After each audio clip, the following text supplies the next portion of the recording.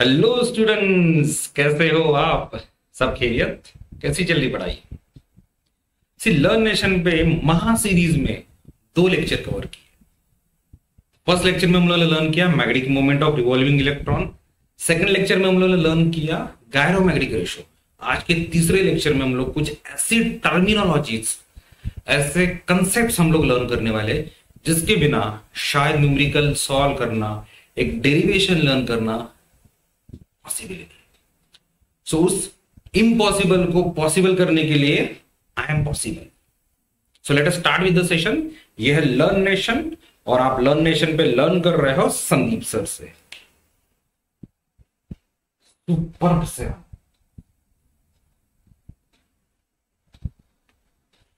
चलो कुछ basics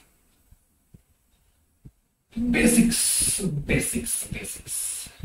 I hope that सबको सोलेनॉइड पता है। सोलेनॉइड ऐसा कुछ होता है, एक साइड से करंट इन, दूसरे साइड से करंट आउट। भाई ये टर्म डरावनी लगेगी माइट बी कुछ स्टूडेंट को, लेकिन बिल्कुल डरावनी नहीं है। ये मार्कर ले लो, इसके ऊपर वायर रैप करो, एक साइड से करंट इन, दूसरे साइड से करंट आउट, और हल्के से मार्कर निकाल लो। अगर मार्कर है वहां पे तो उसको हम लोग बोलेंगे एयर प्लास्टिक कोर सोलेनॉइड, क्योंकि प्लास्टिक का बना हुआ। और वहां से मार्कर हटा दो, सिर्फ क्या बचेंगे? टर्न्स बचेंगे, वाइंडिंग बचेगी। So it will be called as a air core solenoid. ये कौन सा है? Air core solenoid.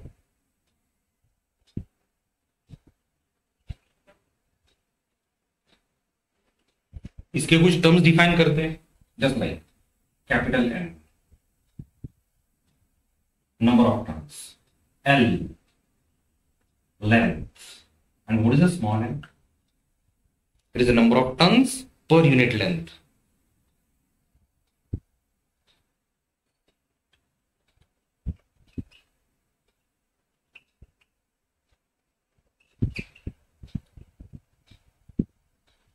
See, small n indicate that कि आपके टर्न्स कितने कॉम्पैक्ट है, मतलब एक दूसरे के बहुत क्लोज है। और n की वैल्यू कम है, मतलब टर्न्स एक दूसरे से सेपरेटेड है। थोड़ा फील आ चुका होगा, ठीक है? क्या ये एयर कोर सोलेनॉइड सराउंडिंग में, मतलब एयर में, फ्री स्पेस में, एयर और फ्री स्पेस को हम लोग सेम मानते हैं, एक मैग्नेटिक फील्ड प्रोड्यूस हो जाएगी। So what is that magnetic field is called as? That magnetic field is called as actually magnetizing field, जो कौन से मीडियम में प्रोड्यूस हो चुकी? एयर और फ्री स्पेस। तो यहां से आपके पास एक पहली टर्म आ गई। इस सोलेनॉइड ने अपने सराउंडिंग में एक फील्ड प्रोड्यूस की, जिसको हम लोग इंडिकेट करते हैं बी नॉट। एयर में प्रोड्यूस की गई मैग्नेटिक फील्ड, यस। सो आपका सुपर 7 में मैग्नेटाइजिंग फील्ड।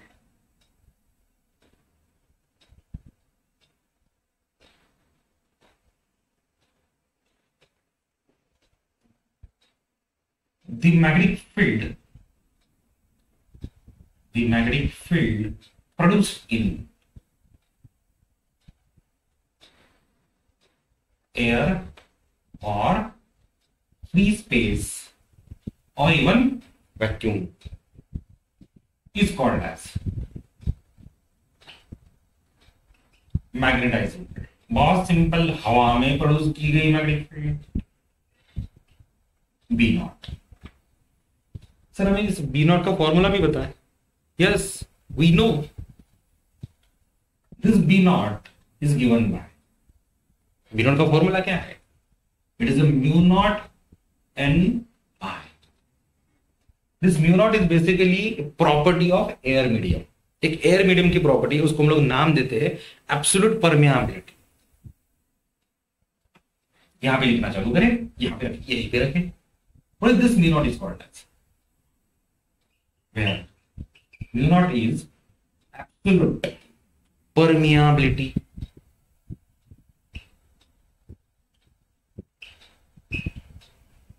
मैं आपको फील दे दूंगा कि परमेबिलिटी सर क्या झमेला है।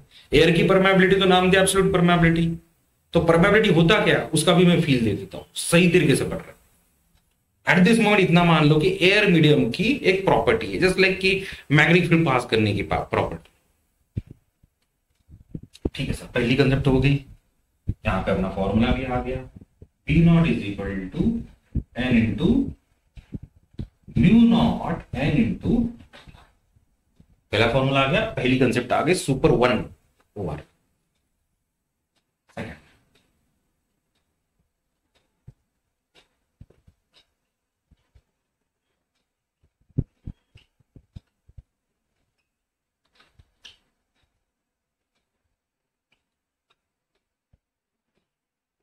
अब जरा ऑब्जर्व करो, अगर आपको मैग्नेटाइजिंग फील्ड बढ़ानी है तो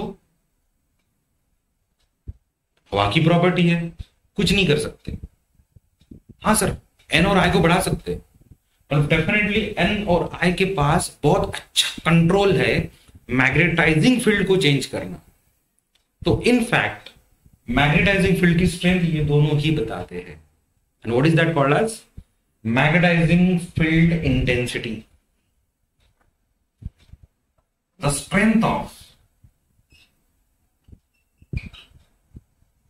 magnetizing field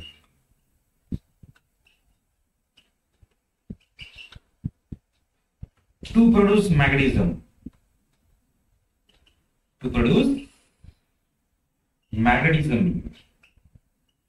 is called magnetizing field intensity। बहुत मेहनत कर रहा हूं, तुम लोगों के लिए बहुत मेहनत कर रहा हूं, आप भी करना मेहनत। इंटेंसिटी, उसका नोटेशन क्या है, H। तो ये क्वांटिटी को हम लोग कहते हैं magnetizing field intensity. Actually strength वही बताता है। तो H is equal to N multiply by R। चलो क्या यूनिट फाइंड आउट करें हम लोग? यस, यूनिट ढूंढ लेते हैं सर। इसका unit number of turns per unit length, मतलब नंबर अपॉन मीटर, तो 1 अपॉन मीटर इंटू करंट के लिए एम्पियर। तो फाइनल यूनिट क्या मिला, एम्पियर पर मीटर। डायमेंशन लिखे, आपको डायमेंशन पता है कैसे लिखना?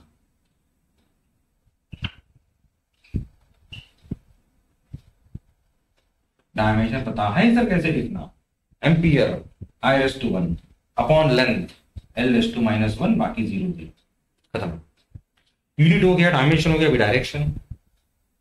बट अब ऐसे इस फॉर्मूला में this is the vector quantity and this is your magnetizing field intensity, तो भी वेक्टर क्वांटिटी बन गई क्योंकि म्यू नॉट एक स्केलर है।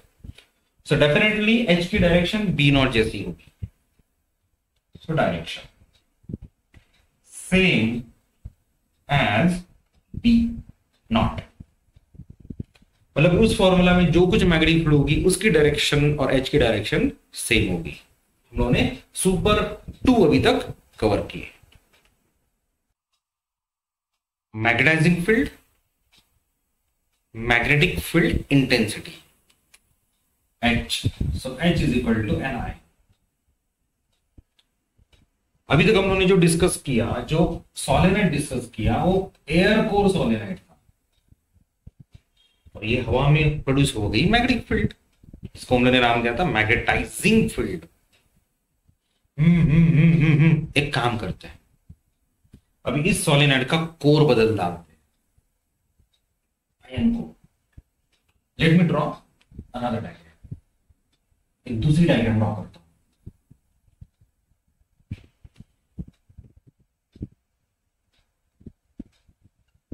एक साइड से करंट इन हो गया, करंट ऐसे घूमा, ऐसे घूमा, ऐसे घूमा, ऐसे घूमा, ऐसे घूमा, और current return.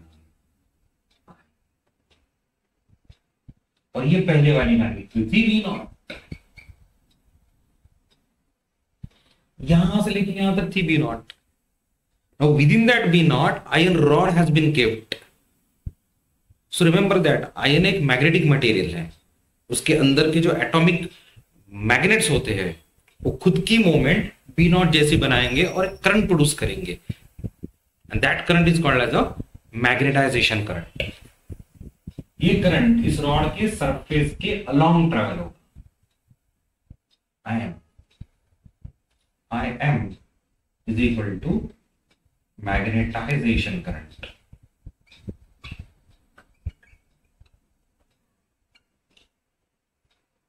So but obviously इस आयरन रॉड के अंदर मोमेंट आ गई। सो उसके अंदर मोमेंट कितने लेवल पे आ गई, that is defined by one term जो हमारा सुपर 3 है। तीसरी टर्म मैग्नेटाइजेशन इंटेंसिटी, और सिंपली इंटेंसिटी ऑफ मैग्नेटाइजेशन, जिसको हम लोग एम जेड से इंडिकेट करते हो। ये भी आपकी एक वेक्टर क्वांटिटी है। आयरन रॉड के अंदर मोमेंट आ चुका है, लेकिन मोमेंट कितना लेवल पे आ चुका है ये कौन बताता है, मैग्नेटाइजेशन। बट वैसे मोमेंट ज्यादा आ चुकी है मतलब ज्यादा मैग्नेटाइजेशन हो चुका। सो मैथमेटिकली देखो कैसे डिफाइन कर सकते हैं, बहुत ही खूबसूरत concept. Magnetization is equal to moment किसके अंदर आ गई, आयरन रॉड के अंदर। वॉल्यूम किसका, वॉल्यूम आयन का।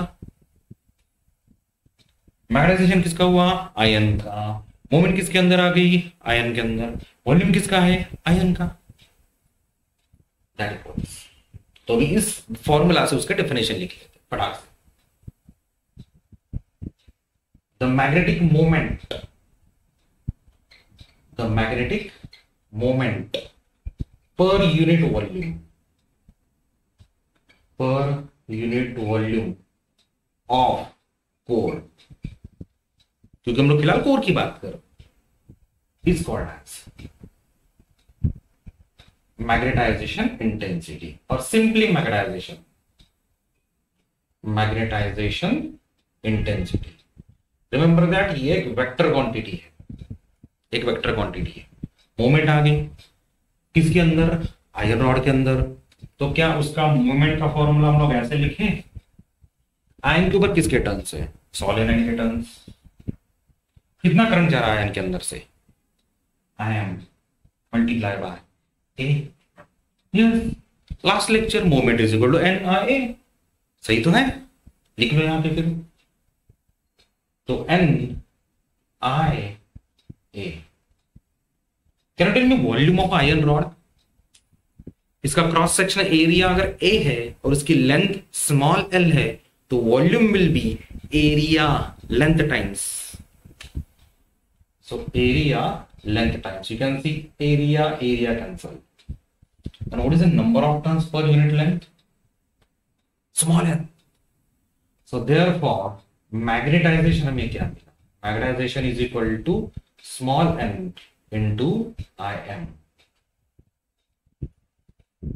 जरा चेक करो इसका यूनिट क्या आएगा, इसका unit number of turns current. सही, वही यूनिट आएगा जो H का यूनिट होगा, वही डायमेंशन आएगा जो H का डायमेंशन होगा। LMTI, L⁻⁻1 0 0 I⁻1। और डायरेक्शन मोमेंट जैसी। सो मैग्नेटाइजेशन की डायरेक्शन और मोमेंट की डायरेक्शन सेम है। So direction I will say that as that of capital M. तो इस रॉड के अंदर मोमेंट आ चुकी है सर, लेकिन मोमेंट आ चुकी है तो वो भी तो मैग्नेटिक फील्ड प्रोड्यूस करना चालू करेगा सर। यस, लेट अस से उसकी मैग्नेटिक फील्ड को हमने लिखा बीएम। सर जब भी एयर था तभी बी नॉट थी, और जब भी हम लोगों ने आयरन कोर यूज किया तब हमारी मैग्नेटिक फील्ड में बीएम भी ऐड हो गया। अभी कलेक्टिवली इस मैग्नेटिक फील्ड को हम लोग कहते हैं मैग्नेटिक इंडक्शन। हमारा super 4 magnetic induction.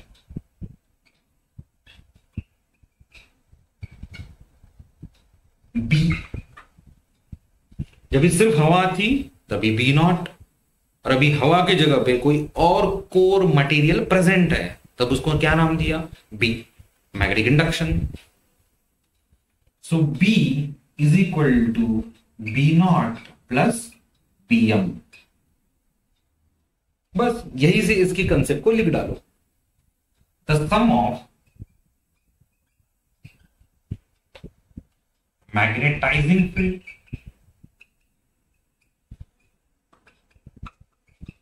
and magnetic field due to magnetization of core is called as magnetic induction.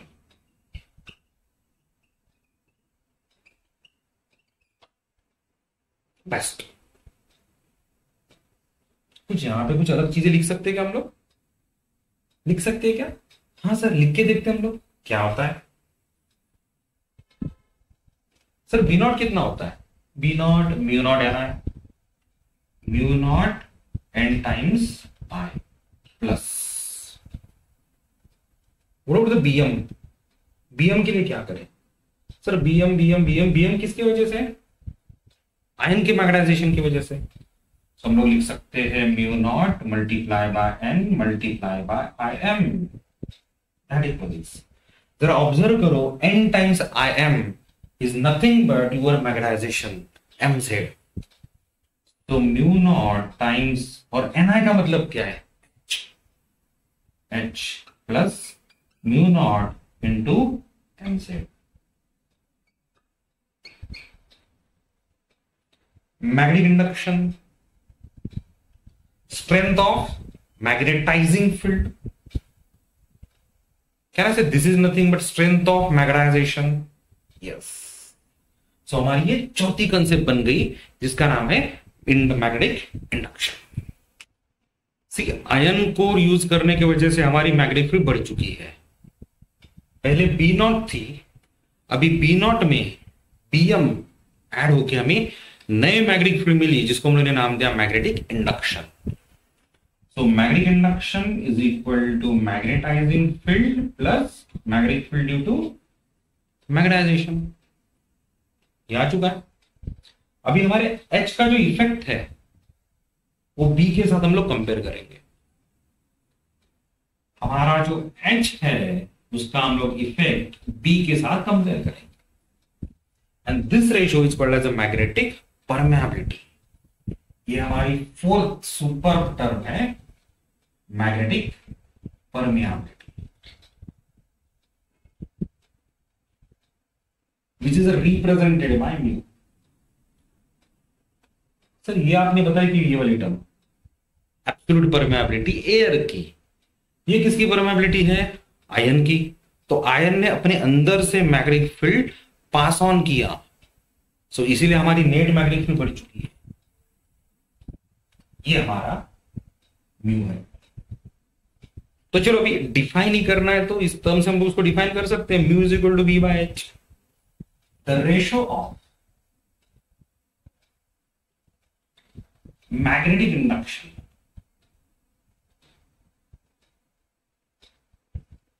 the ratio of magnetic induction to magnetizing field intensity, to magnetizing field intensity is called as magnetic permeability।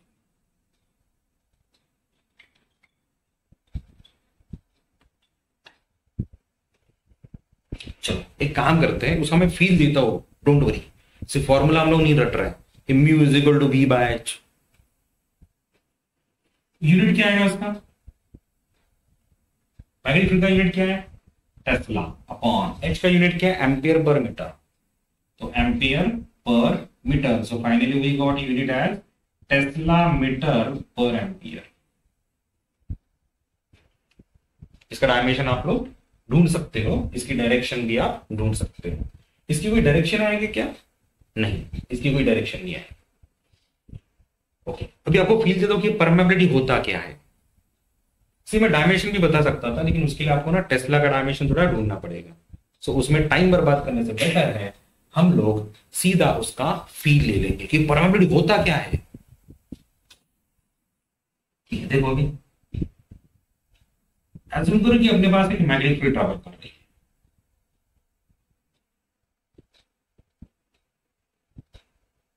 This is your magnetic field.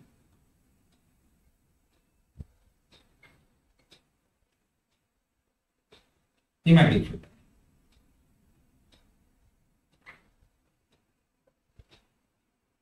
तो magnetic field is coming from left and going on the right hand side.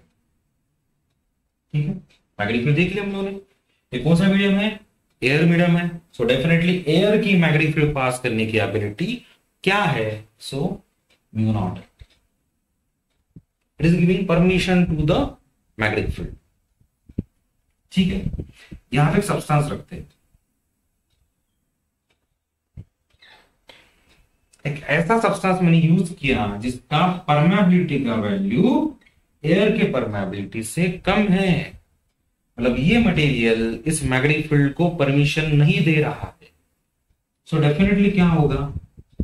ये lines, ये magnetic field के अंदर के lines और थोड़े थोड़े बाहर के भी लाइंस एक दूसरे से दूर चले जाएंगे। ये ऐसे, ये ऐसे और ये ऐसे। So mu less than mu naught, ये ऐसे।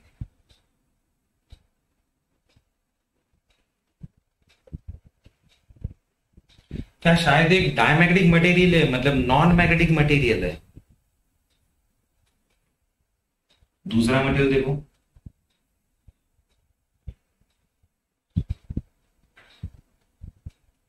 दूसरा मटेरियल क्या करेगा? दूसरा मटेरियल इस मैग्नेटिक फील्ड को, इस मैग्नेटिक फील्ड लाइंस को अपने के अंदर से परमिशन देगा। ये लाइंस हल्के से क्राउडेड होगी, यहां से थोड़ी हल्के से क्राउडेड हो जाएगी।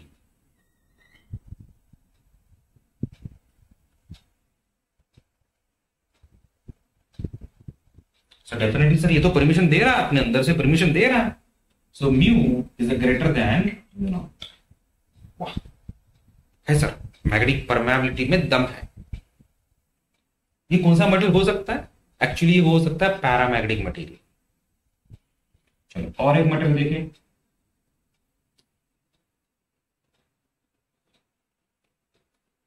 क्या ये वाला मटेरियल मैग्नेटिक लाइंस को और भी कंप्रेस करेगा, मतलब मैग्नेटिक फील्ड को बढ़ाएगा? Because we know that if the lines are crowded, magnetic field is more. The strength of magnetic field is more. ये लाइंस को और भी कंप्रेस करेगा।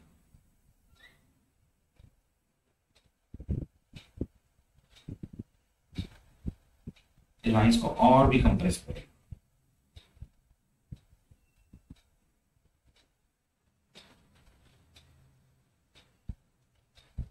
सो क्या आप मुझे बता सकोगे इसकी म्यू की वैल्यू, मतलब मैग्नेटिक परमेबिलिटी की वैल्यू कितनी हो सकती है? इससे भी ज्यादा। So mu is much much greater than mu naught, और ये हमारा फेरोमैग्नेटिक मटेरियल हो सकता है। फिलहाल तो हम लोग ऐसे लर्न कर सकते हैं कि इसकी मैग्नेटिक परमेबिलिटी कम है एयर से, जो मैग्नेटिक फील्ड को वीक बनाएगा। इसकी मैग्नेटिक परमेबिलिटी एयर से ज्यादा है, तो ये मैग्नेटिक फील्ड को थोड़ा स्ट्रॉन्ग करेगा। और इसकी मैग्नेटिक परमेबिलिटी एयर से भी ज्यादा है, तो ये और भी स्ट्रॉन्ग करेगा। So that is reason why iron का परमेबिलिटी ज्यादा है, जो कुछ उसकी वैल्यू होगी। ठीक है, क्या सुपर 4 हो गया? चलो सुपर 5 की ओर रुख करते हैं।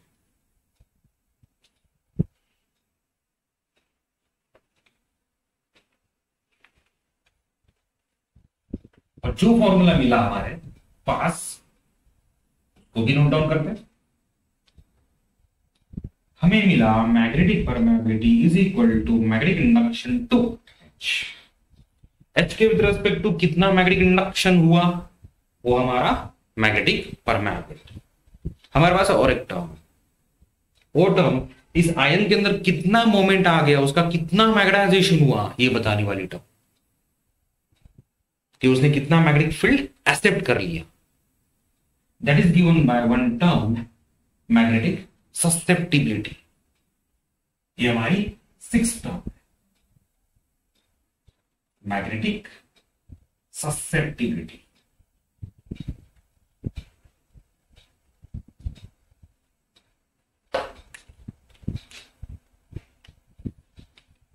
One of the stylish symbol है फिजिक्स का काय, काय।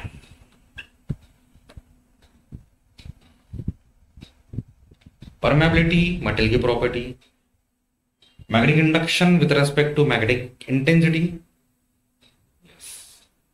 और काय, काय रिप्रेजेंट करता है कि सब्सटेंस ने कितना मैग्नेटिक मोमेंट डेवलप कर दिया सब्सटेंस के अंदर। So that is a magnetization to H. ज्यादा मैग्नेटिक फील्ड प्रोड्यूस हो रही है, मतलब मैग्नेटिक परमेबिलिटी ज्यादा है, ज्यादा मोमेंट आ चुका है, मतलब डेफिनेटली मैग्नेटिक ससेप्टिबिलिटी ज्यादा है। Actually all this terms are correlated. देखते हैं मैग्नेटिक ससेप्टिबिलिटी क्या है। यही तो है magnetic susceptibility, the ratio of magnetization intensity, the ratio of magnetization intensity to magnetizing field intensity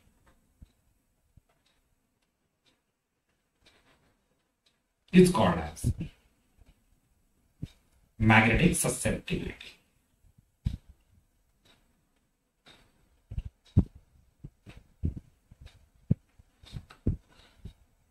actually एक सब्सटेंस कितना लेवल पे मैग्नेटिक फील्ड एक्सेप्ट करता है, उसको इजीली लेता है, उस सब्सटेंस का वो प्रॉपर्टी मैग्नेटिक ससेप्टिबिलिटी कहलाता है। तो इसको हम लोग कहते हैं chi, magnetic susceptibility. Chi is equal to mz upon h, chi is equal to mz upon h। Unit देखते हैं, इसका यूनिट एम्पियर पर मीटर, इसका यूनिट एम्पियर पर मीटर। तो दोनों के पास कोई भी यूनिट बचा नहीं अभी, क्योंकि कैंसिल हो गया। तो काय के पास कोई यूनिट नहीं है, so we can say no unit no dimension, no unit no. ठीक है, 6th टर्म आ गई। अभी let us talk about the 7th term. 7th term क्या रिप्रेजेंट करती है? सी, आयन की परमेबिलिटी से ज्यादा परमेबिलिटी, एयर की परमेबिलिटी से ज्यादा परमेबिलिटी आयन की है। तो हम लोगों ने क्या किया, एयर के परमेबिलिटी के साथ बाकी मीडियम के परमेबिलिटी को कंपेयर करना चालू किया, and that will be your relative permeability. Relative permeability, which is represented by mu r. It's very simple. Mu r is equal to permeability of material, just like an iron, to permeability of air. Again, इसके पास कोई भी unit और कोई भी dimension नहीं। So how to define this? It's very simple. The ratio of magnetic permeability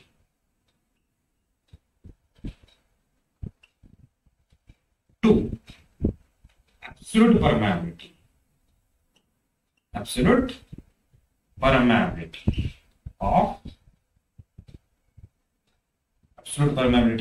is called as, क्योंकि absolute permeability air की permeability is called as relative permeability।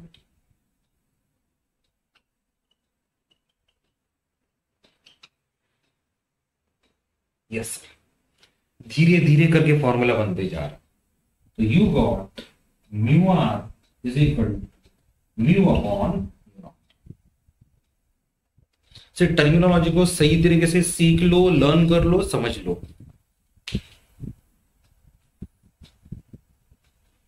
Sir 7 तो हो गए सर, सुपर 7 तो हो गए, अब कौन सी टर्म बाकी है? अभी कुछ नहीं, अभी एक रिलेशन आपको प्रूव करा के देता हूं। रिलेशन देखिए। See tell me what is magnetic induction? B. Is it a sum of B naught plus Bm? Yes. Can I replace B with mu multiplied by H? Yes. Can I replace B naught with mu naught multiplied by H? Can I replace Bm with mu naught into mz। याद करो याद करो याद करो, हमने bm को find out किया था म्यू नॉट इंटू mz। क्या ये mz यहां से रिप्लेस हो सकता है? Into h, so mu h is equal to mu naught into h plus mu naught into chi multiply by h। सब में से h h h कैंसल, क्या मिला हमें? Mu is equal to mu naught bracket के अंदर 1 plus chi. Now take this mu naught on the left hand side, mu upon mu naught is equal to 1 plus chi, and mu upon mu naught relative permeability, mu 1 plus. So क्या derive किया हम लोगों ने relative permeability और magnetic susceptibility के बीच में relation build की। So relation between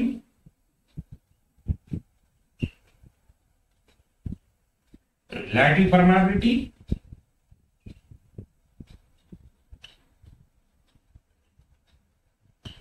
and susceptibility, magnetic susceptibility, magnetic susceptibility, that's it। See my dear student, हम लोगों ने 7 टर्म्स को लर्न किया। पहली वाली टर्म थी मैग्नेटाइजिंग फील्ड, दूसरी वाली टर्म थी मैग्नेटाइजिंग फील्ड इंटेंसिटी, तीसरी वाली थी मैग्नेटाइजेशन इंटेंसिटी, चौथी वाली कौन सी थी? मैग्नेटिक इंडक्शन, पांचवी वाली कौन सी थी? मैग्नेटिक परमेबिलिटी, सिक्स्थ वाली मैग्नेटिक ससेप्टिबिलिटी, सातवीं वाली रिलेटिव परमेबिलिटी। ये 7 टर्म्स को सही तरीके से लर्न करो। आपने एक चीज अच्छे से ऑब्जर्व की होगी, मैंने फॉर्मूला भी दिया, उसका एक्सप्लेनेशन भी दिया, उसके साथ में डेफिनेशन भी दे दिए, एक लॉजिकल डेफिनेशन भी दिया और एक फॉर्मूला वाइज भी डेफिनेशन दे दिया। तो यहां पे हम लोग आज का सेशन एंड करते हैं। लर्न करते रहो, रीड करते रहो, पढ़ते रहो लर्न नेशन पे। See you next time. This is Sandeep sir signing.